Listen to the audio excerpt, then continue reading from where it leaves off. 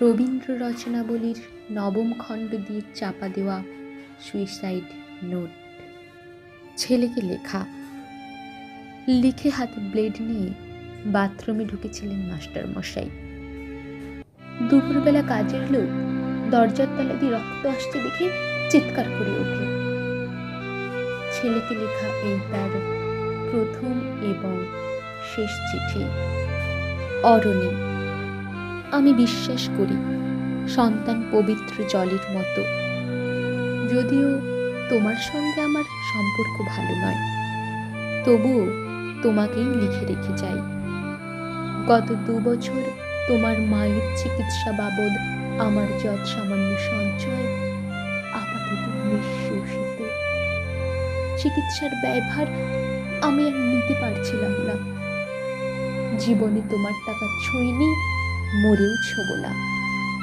আমি আজীবন ছাত্র পড়িয়েছি, জ্ঞান তো কোনো অন্যায় করিনি। গত মাসে আমার স্কুলে এক অভিভাবক এসে ঝুলিঝুলি করেন তার ছেলেকে নেবার জন্য।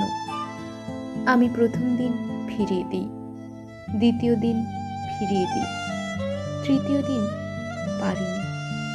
তিনি আমাকে একটা বড় খামে 30,000 টাকা দিয়ে চলে যান। সেই টাকায় এই মাসে তোমার মায়ের চিকিৎসা চলছে। জানি না তিনি বাড়ি ফিরবেন কিনা কোনদিন। ফিরলে বলো, পৃথিবীতে আমার বেঁচে থাকার অধিকার চলে গেছে। ইতি, বাবা। যখন সারাটা দেশ দাঁড়িয়েছে ঘুষের টাকার উপর, তখন রবীন্দ্র রচনাবলী দিয়ে চাপা দেওয়া সুইসাইড নোট। হাসপাতালে গাছের তলায় গা ছমছম করছিল। এগিয়ে গেলাম সাদা কাপড়ে ঢাকা মাস্টারমশাইয়ের দিকে, একটু বেরিয়ে থাকা পা দুটোর দিকে।